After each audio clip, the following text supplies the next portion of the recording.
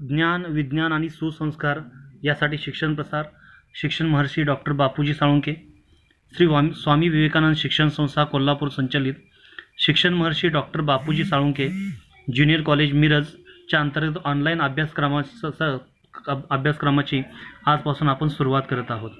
वाणिज्य संघटन व व्यवस्थापनांतर्गत आज आपण व्यवस्थापनाची तत्त्वे हे प्रकरण जे आहे ते आपण पाहणार आहोत. हे प्रकरण पाहायच्या अगोदर पूर्ण वर्षामध्ये आपल्याला जो अभ्यास करायचा आहे, अगदी पहिल्यापासून ते शेवटपर्यंत त्या प्रकरणांची नावं आपण थोडक्यामध्ये बघू. सुरुवात. 1. व्यवस्थापनाची तत्त्वे. 2. व्यवस्थापनाची कार्ये. 3. उद्योजकतेचा विकास. 4. व्यवसाय सेवा. 5. व्यवसायातील उभरत्या पद्धती. 6. व्यवसायाची सामाजिक जबाबदारी. 7. ग्राहक संरक्षण आणि 8. विपणन. त्यातलं प्रकरण क्रमांक 1 जे आहे ते आपण बघणार आहे. तर व्यवस्थापनाची तत्त्वे.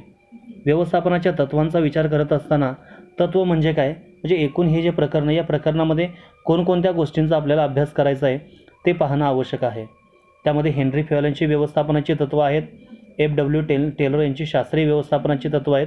त्याचबरोबर व्यवस्थापन तत्त्वांचे महत्त्व आणि व्यवस्थापन तत्त्वांचे स्वरूप किंवा व्यवस्थापन तत्त्वांची वैशिष्ट्य जे आहे हे आपण या प्रकरणामध्ये पाहणार आहोत. आता व्यवस्थापनाची तत्त्वे बघत असताना विद्यार्थी मित्रांनो, आपण 11वीमध्ये व्यवस्थापनाच्या विषयी काही अभ्यास केलेला आहे. त्यामध्ये आपण व्यवस्थापनाच्या स्वरूपाचा अभ्यास केलेला आहे आणि व्यवस्थापनाचे जे विविध स्रोत असतात किंवा व्यवस्थापनाचे विविध स्तर आहेत त्या स्तरांचाही आपण अभ्यास केला आहे. व्यवस्थापन एक कला आहे हे आपण शिकलो आहे आणि व्यवस्थापन शास्त्र पेशाच्या बद्दलही आपण माहिती घेतलेली आहे. आता यावर्षी आपल्याला व्यवस्थापनाच्या बाबतीमध्ये कोणता अभ्यास करायचा आहे हेही अगोदर आपण पाहणं आवश्यक आहे. त्या सगळ्यात महत्त्वाचा आणि पहिला भाग आपण बघत असताना व्यवस्थापनाच्या तत्त्वाबरोबरच दुसरं जे काही प्रकरण आहे व्यवस्थापनाची कार्ये, हेही प्रकरण आपल्याला व्यवस्थापनाच्या विविध शाखांची माहिती करून देते. आणि हे बघत असताना प्रत्येक व्यवस्थापन तत्त्व अनेक व्यवसाय संस्थेमध्ये अवलंबलेलं असतं. अगदी त्या एकल व्यापारी संस्था असतील, भागीदारी संस्था असतील, हिंदू कुटुंब संस्था असतील, सहकारी संस्था असतील किंवा ज्यांना आपण संयुक्त भांडवली संस्था किंवा स्कंद प्रमंडळ असं म्हणतो. म्हणजे अनेक ठिकाणचा आपण जर विचार केला तर या प्रत्येक ठिकाणामध्ये कोणत्या ना कोणत्या स्तरावर या व्यवस्थापनाच्या तत्त्वांचा आपण अवलंब करतो. सर्व प्रकारच्या व्यवसाय संघटना, बिगर व्यावसायिक संघटना आणि सामाजिक आयुष्यातही व्यवस्थापनाची आवश्यकता असते. यंत्रसामग्री, साहित्य आणि पैसा याचप्रमाणे व्यवस्थापन हे व्यवसाय संघटनेसाठी आवश्यक स्रोत मानले जाते. संघटनेच्या इतर सर्व स्रोतांमध्ये समन्वय स्थापन करण्यासाठी व्यवस्थापनाची माहिती पाहणे आवश्यक असते. त्यामुळेच व्यवस्थापनाचे महत्त्व झपाट्याने वाढत आपल्याला निदर्शनास येते. अगदी अनेक मोठमोठ्या कंपन्या आपण जर बघितल्या तर अनेक कंपन्यांमध्ये TQM डिपार्टमेंट, संपूर्ण गुणवत्ता व्यवस्थापन असाही विभाग स्थापन झालेला आहे. मग ह्या स्थापन होण्यापाठीमागे महत्त्वाचं कारण काय, तर ग्राहक आणि व्यवसाय संस्था ज्या आहे यांच्यामध्ये जवळीकता निर्माण करणं, ग्राहकांच्या आवडीनिवडी पाहणं, जे काही कर्मचारी वर्ग आहेत या कर्मचारी वर्गांच्या हिताचं संरक्षण करणं, या प्रत्येक गोष्टींचा जो अभ्यास आहे या अभ्यास व्यवस्थापनाच्या शाखेमध्ये केला जातो. व्यवस्थापनाची अनेक तंत्र, सिद्धांत आणि विविध तत्त्व एकसारखी परिणाम प्राप्त करून देतात, परंतु प्रत्येक संस्था, परिस्थिती व व्यक्तिपरत्वे त्यांच्या उपयोगात बदल होतो. असं आपण म्हणू शकत नाही की व्यवस्थापनाची सर्वच तत्त्व जे आहेत ती व्यवस्थापनाच्या सर्वच तत्त्वांचा जो अवलंब आहे हा व्यवस्थापनाच्या सर्व तत्त्वांचा अवलंब आपण एकाच कंपनीमध्ये करू शकतो किंवा एकाच एकल व्यापारी संस्थेमध्ये करू शकतो. आपण बघत असताना एकल व्यापारी संस्था जर बघितली तर ते एकल व्यापारी संस्थेमध्ये आपण 11वीला अभ्यास करत असताना हे आपल्या लक्षात आलं की एकल व्यापारी संस्थेमध्ये एकच व्यक्ती असतो. जर एकच व्यक्ती जर असेल तर अधिकाराची विभागणी कशी करायची, म्हणजे काही तत्त्व अशी आहेत की विशिष्ट परिस्थितीमध्ये आपल्याला वापरावी लागतात. मोठ्या कंपन्या जर बघितल्या तर मोठ्या कंपन्यांमध्ये विकेंद्रीकरण केलेलं असतं आणि त्या विकेंद्रीकरणामुळं अनेक स्वरूपामध्ये अनेक तत्त्वांचा अवलंब जे आहे ते विशिष्ट परिस्थितीमध्ये आपण वापरत असतो. म्हणजेच व्यवसाय संघटनेच्या उद्दिष्टांना अनुरूप सर्वसाधारण ध्येय निर्धारित करतो आणि एकूणच संघटना कशा पद्धतीने काम करेल याबाबत आपण निर्णय घेत असतो. तत्त्व म्हणजे काय, तर तत्त्व हे मूलभूत सत्य आहे की ज्याचा अवलंब आपण करणं त्यामध्ये आवश्यक आहे. एखाद्या व्यक्तीचे किंवा संस्थेचे ध्येय प्राप्त करताना विविध यंत्रणा व तंत्राचा उपयोग करणे महत्त्वाचे असते. यातील काही तंत्रांना वैश्विक मान्यता असल्याने त्यांना तत्त्व असे म्हटले जाते. ही तत्त्वे व्यवस्थापकाला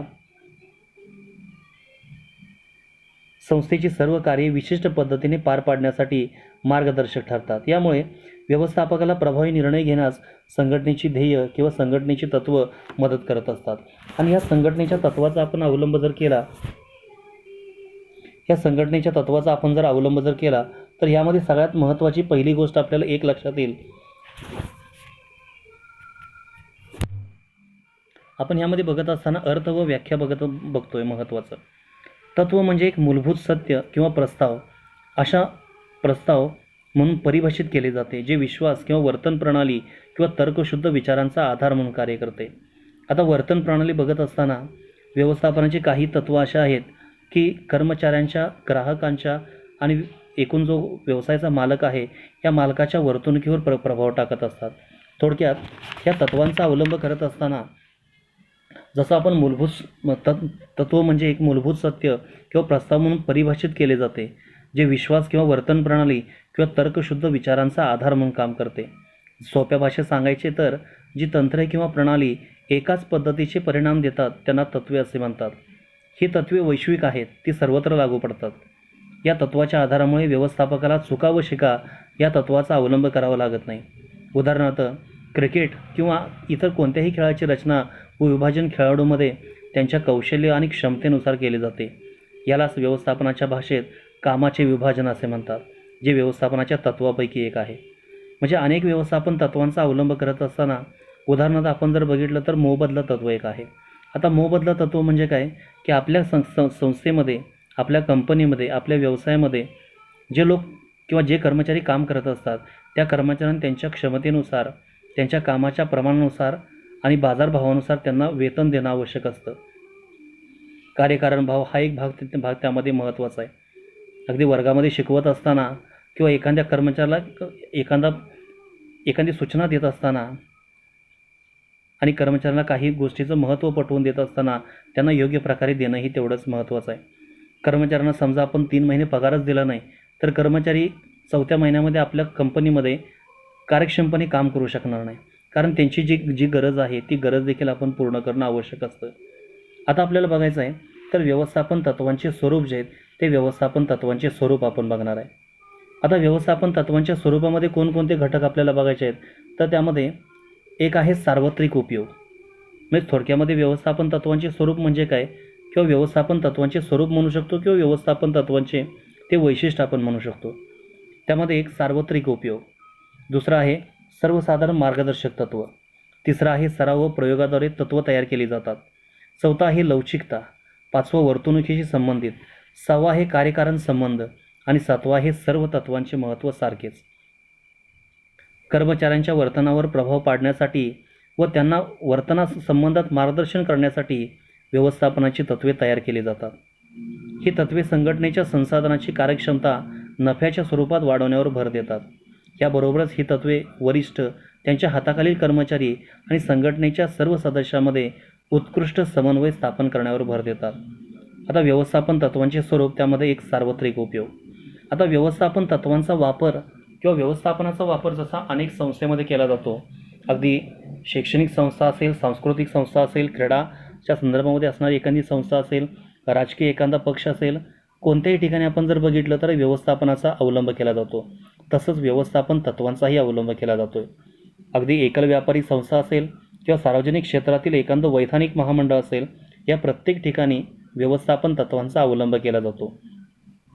असंही आपण म्हणू शकतो की काही ठिकाणी 4 व्यवस्थापनाचे तत्त्व वापरतात, काही ठिकाणी 10 व्यवस्थापनाचे तत्त्व वापरतात, काही ठिकाणी प्रयोगशीलतेवर भर जास्त दिला जातो, म्हणजे शास्त्रीय व्यवस्थापनाचा आधार काही ठिकाणी घेतला जातो. पण या व्यवस्थापन तत्त्वांचा अवलंब करत असताना सार्वत्रिकता म्हणजे काय तर कोणत्याही आकाराच्या व कोणत्याही स्वरूपाच्या व्यवसाय संघटनांना ही व्यवस्थापनाची तत्त्वे लागू आहेत किंवा लागू पडतात. तसेच त्यांच्या परिणामात बदल होऊ शकतो, तसेच त्यांच्या उपयोजनातही बदल करणे शक्य असते. तरीही ती सर्व प्रकारच्या संस्थेसाठी सोयीस्कर असतात. तसेच ही तत्त्वे व्यवस्थापनाच्या सर्व स्तरावर लागू पडतात. आता व्यवस्थापनाच्या सर्व स्तरावर म्हणजे काय तर व्यवस्थापनाचा सर्वात महत्त्वाचा जो काय स्तर आहे तो स्तर म्हणजे काय असेल, एकूण जे 3 स्तर आपण त्रिकोणी आकृती जी काय काढतोय त्यामध्ये सर्वात वरती उच्च स्तर, त्याखाली मध्य स्तर आणि खाली एकदम जो पर्यवेक्षणी स्तर आपण ज्याला म्हणतोय तो कनिष्ठ स्तर असेल. म्हणजे व्यवस्थापनाचा अवलंब जो आहे किंवा व्यवस्थापन तत्वांचा वापर जो आहे हा सार्वत्रिक आहे. सार्वत्रिक म्हणजे काय, तर सर्व ठिकाणी त्या व्यवस्थापन तत्वांचा आपण अवलंब करत असतो. दुसरं, सर्वसाधारण मार्गदर्शन तत्वे. संघटनेतील समस्या सोडवण्यासाठी तसेच एखादी संघटनात्मक परिस्थिती काळजीपूर्वक हाताळण्यासाठी व्यवस्थापनाची तत्वे मार्गदर्शक ठरतात. ही तत्वे लवचिक असतात. कोणत्या तत्वाचा उपयोग करायचा हे संघटनेच्या परिस्थिती, आकार व स्वरूपावर अवलंबून असते.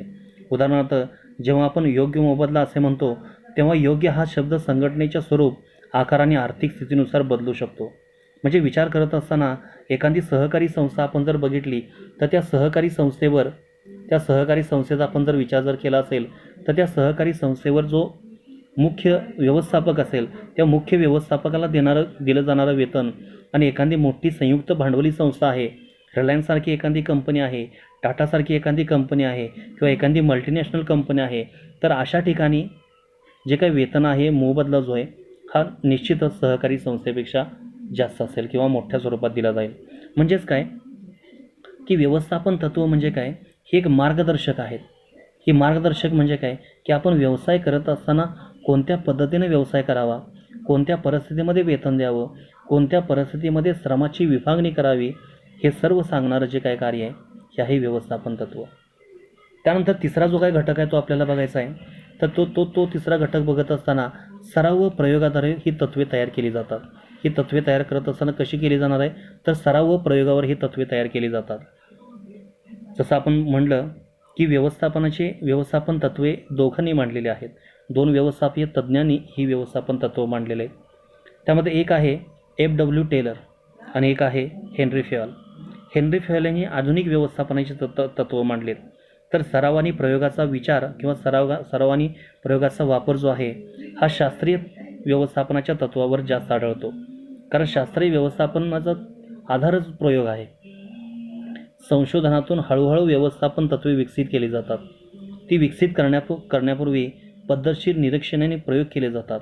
या प्रयोगाचे निष्कर्ष संघटनामध्ये वापरून पाहिल्यानंतरच त्यांचे तत्वामध्ये रूपांतर केले जाते. म्हणजे कुठलंही तत्व जे आहे हे आकस्मिक निर्माण किंवा अचानक उद्भवणारं तत्व असत नाही. प्रत्येक तत्वाचा अवलंब करण्यापूर्वी त्याचं संशोधन केलं जातं. हळूहळू व्यवस्थापन तत्वे विकसित होत असतात आणि ही विकसित होत असताना अनेक स्वरूपाचे प्रयोग केले जातात आणि या प्रयोगाच्या माध्यमातून काही निष्कर्ष काढले जातात. काही संघटनामध्ये असे निष्कर्ष मांडले जातात आणि त्या संघटनेमध्ये त्याचा वापर केल्यानंतर त्यांचे रूपांतर तत्वामध्ये होत असते. जसं आपण पुढं बघत असताना F.W. टेलर यांची व्यवस्थापनाची तंत्रे आपण जर बघितली तर त्यामध्ये एक महत्त्वाचं तंत्र असं आहे की वेळेचा अभ्यास आणि हालचालीचा अभ्यास. आता वेळेचा अभ्यास म्हणजे काय, त्यामध्ये वेळेचा अभ्यासमध्ये काम करत असताना वेळेचा अभ्यास किंवा हालचालीचा अभ्यास बघत असताना काम करत असताना एका कर्मचाऱ्याला एका दिवसामध्ये किती काम करू शकतो, एका महिन्यामध्ये तो किती काम करू शकतो, मग तो एका वर्षात नक्की किती काम करू शकतो, ह्याचा आपण तिथं विचार करायचा आहे. आणि हालचालींचा अभ्यास आपण म्हणत असताना हालचाल करत असताना अनावश्यक ज्या काही हालचाली आहेत, आपलं काम करत असताना हाताचं जर काम असेल तर पायांची हालचाल न करणं, याही गोष्टी तेवढ्याच महत्त्वाच्या आहेत. म्हणजे ह्या व्यवस्थापन तत्वांचं स्वरूप आपण बघत असताना ही तत्वे कशी विकसित झाली आहेत, तर सराव आणि प्रयोगाद्वारे ही तत्त्व विकसित झालेली आहेत. त्यानंतर त्या पुढचा भाग आहे लवचिकता. लवचिकता म्हणजे काय, तर लवचिकता म्हणजे बदल. लवचिकतेचा आधार काय म्हणतो आपण त्या लवचिकतेला, तर लवचिकता म्हणजे काय असेल, तर बदल आहे. तर हा जो काय बदल आहे, तर हा बदल व्यवस्थापनामध्ये कोणत्या प्रकारे होणार आहे ते आपल्याला ह्यामध्ये बघायचं आहे. व्यवस्थापनाची तत्वे लवचिक असतात, म्हणजेच ही तत्वे परिस्थितीनुसार बदलता किंवा सुधारता येतात. ही तत्वे अवलंबताना व्यवस्थापक त्यात गरजेनुसार बदल करू शकतो. व्यवसायाची परिस्थिती सतत बदलत असते. आपल्या गरजेप्रमाणे संघटना ही तत्वे सुधारून अथवा त्यात बदल करून वापरत असतात. आपण बघत असताना व्यवस्थापन तत्वामध्ये लवचिकता हे जर तत्व नसेल तर आपण आपली व्यवसाय संस्था ज्या पद्धतीनं सुरू केलेली आहे, एक आपली मेथड आहे, एक सिस्टीम आहे, त्या सिस्टीमला शेवटपर्यंत आपण जाऊ शकत नाही. ग्राहकांच्या आवडीनिवडींचा विचार करतोय, बदलणाऱ्या परिस्थितीचा विचार करतोय, नवीन येणारी फॅशनचा आपण विचार करतोय, अनेक गोष्टींचा आपण त्या ठिकाणी विचार करत असतोय आणि अनेक गोष्टींचा विचार करून आपल्या व्यवसाय संस्थेमध्ये ते मांडण्याचा प्रयत्न करत असतोय. आणि हा जो काय बदल आहे हा बदल जर एखादी संस्था, हा बदल एखादी कंपनी जर चांगल्या पद्धतीने ॲक्सेप्ट जर करू शकत जर नसेल, तर अशा वेळी आपण स्पर्धेमधून कुठंतरी पाठीमागे पडू शकतो आहे. उदाहरणार्थ आपण जर बघितलं तर 10 वर्षापूर्वी नोकिया कंपनीचं असणारं मार्केटमधलं डिमांड, मार्केटमध्ये असणारी त्यांची मागणी आणि आजची मागणी, म्हणजे कुठलं तर जो काही लवचिकतेचा जो काय भाग आहे, म्हणजे ग्राहकांचा साथ असेल, प्रतिसाद असेल, ग्राहकांची आवड असेल, मागणी असेल, या प्रत्येक गोष्टीचा विचार करत असताना व्यवसायामध्येही काही बदल करावा लागतो आणि असा बदल आपण योग्य वेळी योग्य परिस्थितीमध्ये करत असतो. आणि हा बदल आपण जर करू शकलो नाही, तर इतर स्पर्धेच्या तुलनेमध्ये इतर ज्या काही अनेक कंपन्या ज्या आलेल्या आहेत, आज आपण जर बघितलं तर जागतिकीकरणाचं युग आहे, ग्लोबलायझेशन आहे. 1991ला आपण काय केलं की नवीन आर्थिक धोरण जे आहे ते नवीन आर्थिक धोरण आपण काय केलं होतं, स्वीकारलं होतं 1991ला. आणि हे नवीन आर्थिक धोरण आपण स्वीकारत असताना 3 संकल्पना आपण त्यामध्ये स्वीकारल्या. 1 जागतिकीकरण, 2 उदारीकरण आणि 3 खाजगीकरण. आणि ह्या 3 संकल्पनापैकीच सर्वात महत्त्वाची म्हणजे जागतिकीकरण. ह्या जागतिकीकरणाच्या युगामध्ये जर टिकायचं असेल तर ग्राहक वर्ग हा आपण आकर्षित केला पाहिजे नेहमीच. आणि ग्राहक वर्ग आपण कधी आकर्षित करू शकतो आहे की ज्यावेळी आपण त्यांची मागणी किंवा त्यांची आवड निवड लक्षात घेतो आहे. आणि ही आवड निवड लक्षात घेण्यासाठी काही वेळा परिस्थितीमध्ये किंवा काही वेळा आपल्या व्यवसायाच्या वेळेमध्ये, काही वेळा व्यवसायाच्या सिस्टीममध्ये, पद्धतीमध्ये, त्यांच्या काम करण्याच्या पद्धतीमध्येही बदल करावा लागतो. आणि असा जो काय बदल आहे, हा बदल ह्यामध्ये खूप महत्त्वाचा असतो.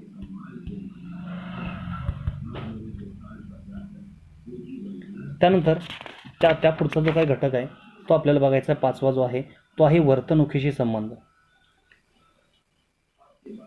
व्यवस्थापन ही एक सामूहिक कृती आहे.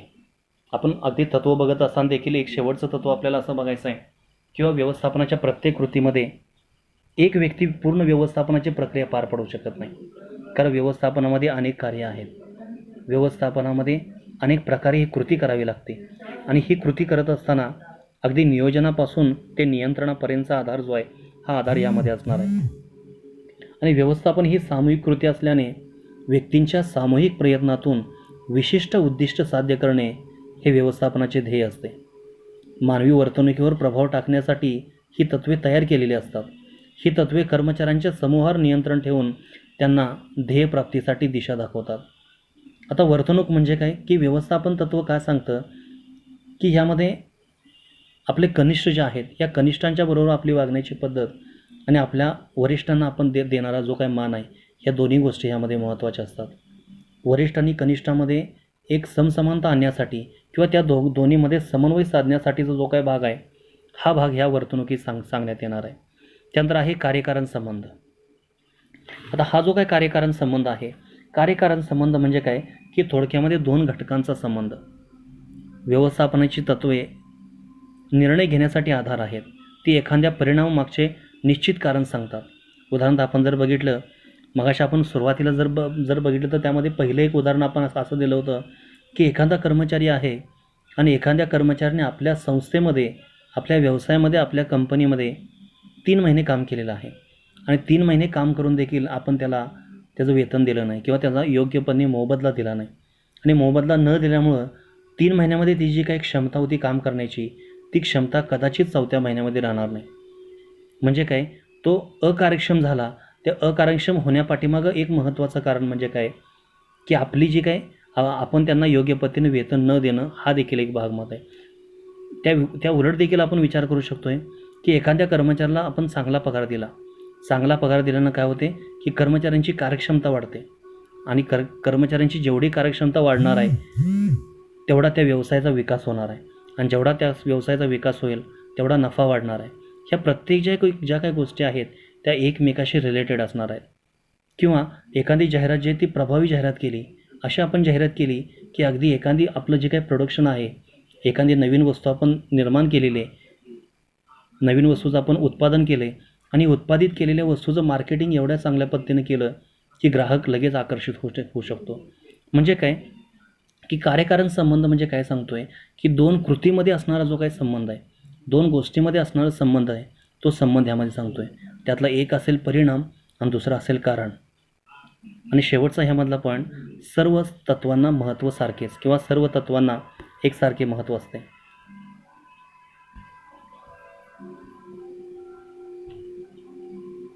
सर्व तत्वांना महत्त्व सारखेच.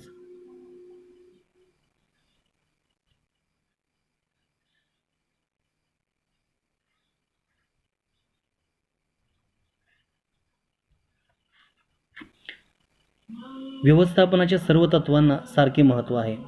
पूर्वनियोजित उद्दिष्टे साध्य करण्यासाठी ही सर्व तत्वे एकाच वेळी वापरणे आवश्यक आहे. एखादे तत्व विशेष लक्ष देऊन वापरले आणि इतर तत्वाकडे दुर्लक्ष केले तर त्याचा परिणाम संघटनेच्या कामकाजावर होतो. व्यवस्थापनाची तत्वे हे सामाजिक शास्त्राची तत्वे आहेत. व्यवस्थापन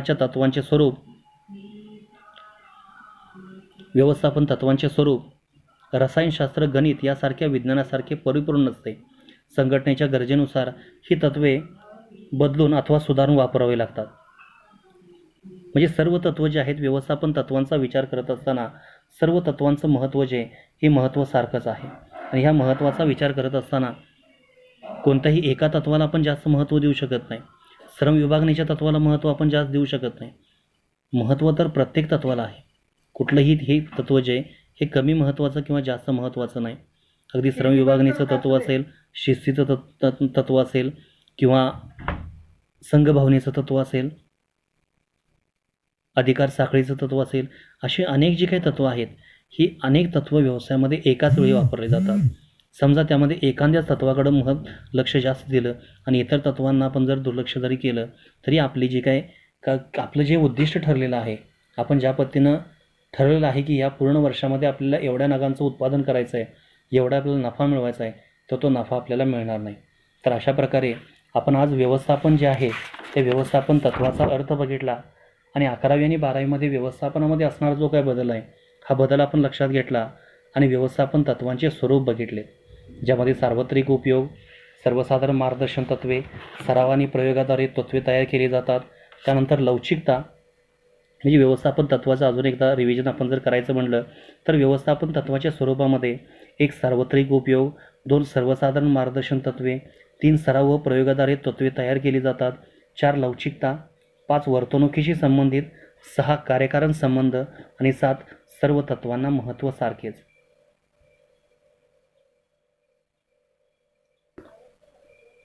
ओके. ह्या बाबतीमध्ये जर कुणाला जर शंका असतील तर त्यांनी कमेंट करू शकतात आणि त्यानुसार शंकांचं निरसन जे आहे ते निरसन केलं जाईल. आणि जे आपण आता शिकलेलं आहे त्यावर एक टेस्ट आपण संध्याकाळी घेणार आहे. ते टेस्ट टाकली जाईल. ऑब्जेक्टिव्ह टाईप टेस्ट असेल. हे फक्त आपल्याला माहिती समजावी. अगदी आपण आज पहिलं आपलं हे ऑनलाईन लेक्चर असल्यामुळं अनेक घटक जे आहेत अजून घ्यायचे आहेत आपल्याला. अगदी सुरुवात आपण फक्त केलेली आहे. एकूण 8 टॉपिकचा आपल्याला अभ्यास जो आहे तो अभ्यास करायचा आहे.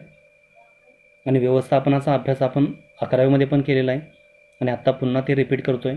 तेव्हा अनेक गोष्टी तुम्हाला माहिती आहेत, पण आत्ता आपण जे काही घेतलेलं आहे त्यामध्ये जर कोणाला जर शंका असेल तर त्या तुम्ही विचारू शकता. धन्यवाद.